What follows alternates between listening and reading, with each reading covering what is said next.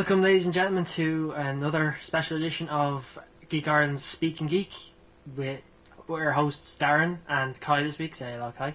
It's Kay actually, but okay. Kay, yeah. We have a special guest this week, Miles Luna. Hello, thank you for having me. Right, so, yeah, we gotta get to the grind now and ask these very serious questions. Oh yeah, let's get the most serious one out of the way first. Why did you eat steroid powder? What? That was so awesome. Oh, right, I forgot I did that. The RT Life thing. Yeah, that only came out, I think, like, about a month ago.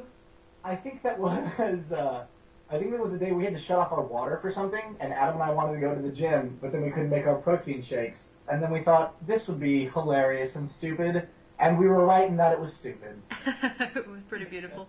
But it was amazing. Yeah. He entertains the world. That's obviously the most important question. Right, so I'm just going to ask this because I'm very curious about this. What's it been like working on Season 13 of Red vs. Blue? Oh man, Season 13 of Red vs. Blue has been, it's just been big, is the word that I guess keeps coming to mind. I've been working on Red vs. Blue for a few seasons now. Started doing Machinima in Season 9, then writing, directing with a portion of 10. And then the Chorus Trilogy, 11, 12, and 13, has all been my Red vs. Blue baby. And it's been a lot of fun. Season 11, we kind of wanted to go back to our roots and start over doing strictly Machinima with a primary focus being comedy. 12, things escalated a little bit with the introduction of, some dangerous antagonists and a little bit of animation.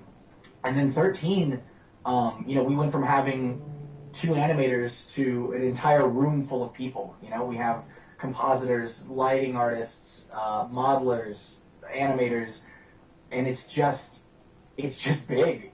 And it's been an incredible learning experience and an incredible challenge. But I'm just so grateful for the team that we have and the fact that we're able to do things like hijack prison ships and do stupid dance moves and activate giant alien temples. It's just this new level of craziness and absurdity for Red vs. Blue, and I'm really, really excited about it. That's pretty awesome to hear. It's incredible how far it's come from when it started. Yeah, it's nuts. We just recently started a Red vs. Blue YouTube channel, and we've been uploading everything that we've done for the past decade plus. And it's cool to see just going from Season 1, because I like to go back and rewatch this stuff every now and then because I was a fan of the show before I started working here. And it's just crazy going from Seasons 1 and 2 where the biggest threat in the galaxy was a purple dude with a rocket launcher. I remember. To now, this crazy space opera with warmongers and mercenaries and double-crossers and, still a bunch of idiots in the middle of canyons with guns that they probably shouldn't be holding. That's what it boils down to at the end of the day. It all comes down to our stupid Blood Gulch gang, and I love them to death. Oh, we all do. Which comes on to another topic I really want to bring up. What was the inspiration behind Caboose? Well, I can't speak for Bernie. Bernie and Matt wrote, in all the original characters. But I know that one question is, Caboose, obviously he started off just kind of as the naive rookie character, as did Donut in the first season of Red vs. Blue, The Blood Gulch Chronicles. And then he just started getting progressively dumber over the years. Now, Joel blames Bernie for writing dumb dialogue, but Bernie blames Joel for reading the dialogue with a dumb accent. So it's kind of a he said, she said thing at this point, and I don't think we'll ever know. One of the questions I was pretty interested in was how difficult was it to come into Red vs. Blue yourself, having been a fan of it before, and how established it was already? Was there a lot of pressure involved, or were you panicking at all? I think panicking is an understatement. I was at a barbecue with Bernie, and he just kind of nonchalantly turned to me and said, "How would you feel about directing Red vs. Blue?" And all I could do was just give him 2 thumbs up because I was so speechless. And he was like, "Cool, great, yeah, I think you did good. Hey, hand me one of those sausages." And that was the conversation with the most, casual thing ever to him, but to me it was this huge bombshell. I was very, very nervous going into season 11, to the point where I asked Bernie if he'd be okay keeping the fact that I was writing it a secret for, I think it was about 6 weeks before we revealed that I was the writer-director of it. Mainly because I'd seen so many times before people hear that someone else is taking over a property and then immediately back away from it before even giving it a chance. I know Batman Arkham Origins suffered from that, where once people found out that Rocksteady wasn't developing it, people were immediately turned off without ever playing the game. So essentially, once people kind of got used to it and saw what we were doing with the season, that's when we decided to let people know, hey, by the way, new kid's doing it. And it was really scary. It was also really exciting, though.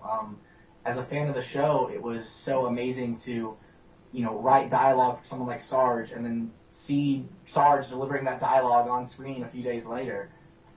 It was just this crazy, surreal dream come true. And I'm so, so glad that Bernie asked me to step up and do this. It's probably a sort of like feeling of amazement that never goes away as well. Yeah, it's every day. It's just like, man, this is my job. This is crazy. This is the show that made me completely ignore my studies when I was in college, and now I'm here. I can get behind that decision. I'm going to touch on something. Say, would you consider what you're doing now your dream job? Oh, absolutely. I've always wanted to work on animated shows before. I didn't know that this job was even a job before I started interning here. I was getting ready to move out to Burbank or out in Atlanta to work at Nickelodeon or Cartoon Network, just because I knew I wanted to do something with cartoons and animation. But working for Rooster Teeth is so much fun because it gets rid of the middleman that you see out in like Hollywood and the television industry, because you don't really need to go through a whole bunch of people to do something. If you just do something and put it on the internet, people will watch it and they'll either love it or they'll hate it. And that's it. Then there's your answer. And then you can continue doing whatever it is you want to do. And it's been great working at Rooster Teeth, where we have such a strong fan community, and we're able to get instant feedback through comments on our videos. It's really a ridiculously awesome place to work. Did you, when you started, or when you found out from Bernie that you were writing Red vs. Blue, did you have any like expectations immediately or plans immediately? And like, was it very difficult working that into what was already planned and existing?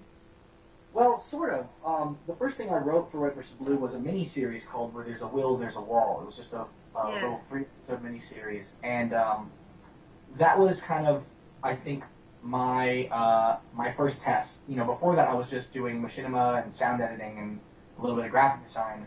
But then I volunteered one day to just write a script, and I turned it in, and then they asked me to do it again.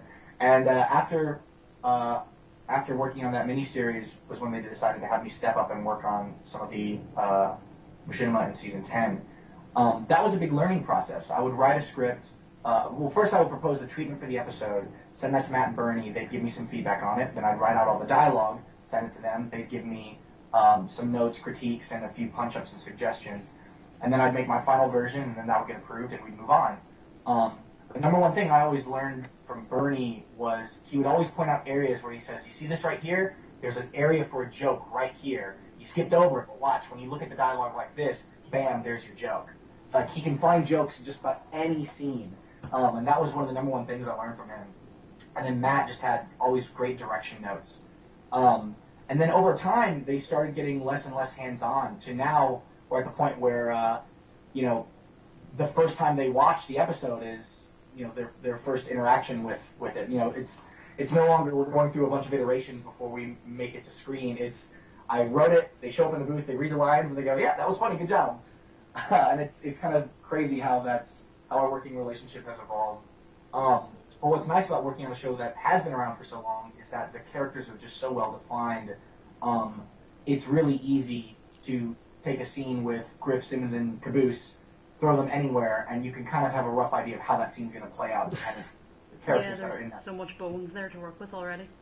Yeah, and it's one thing that I'm really grateful for is they've given me a lot of liberty with the characters. Particularly in season 12, Tucker went through a significant amount of character growth, as did Agent Washington, and it's been nice getting to play around with our existing characters, as well as introducing new characters in our current trilogy. Yeah. If you could be any character from Red versus Blue, who would you be and why? Well, I already get to voice Felix, and he is my guilty pleasure character because the guy's just such an unforgiving dick. He just loves what he does more than everybody. He's a terrible person, mind you, but every day is just a brand new adventure where maybe he'll get to kill somebody, and maybe he'll make a lot of money, maybe he'll blow something up. You never know. The world's just filled with possibilities. It's probably either Felix or Caboose, because he's our other character that just, no matter what happens, always seems to be in a good mood. I think Caboose is just the universal character everybody loves. The wild He card. is Alpha, the Omega, the beginning and the end. He is Caboose, knower and seer of all. Definitely. On the other end of that, like you had coming into Red versus Blue when it was established already, and you had so much to work with. How difficult was it to begin, like from a beginning yourself with Ruby? Ruby, Ruby was fun and challenging in its own unique way. Obviously, with Ruby, Carrie, Monty, and I were starting from scratch. We were creating these characters and this world, and in a way, it was exhilarating to have that, but it can also be very intimidating.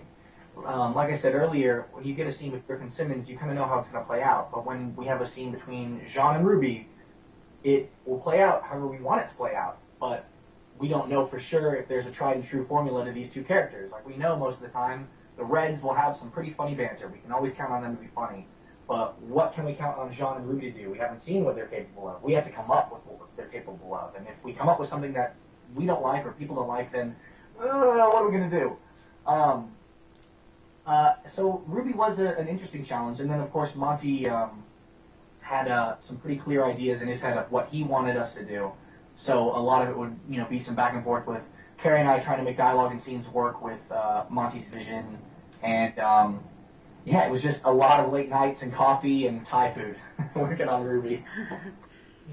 And do you think it is following the sort of vision you had for it since the beginning? It's going well. It seems to be, anyway, from the audience's perspective.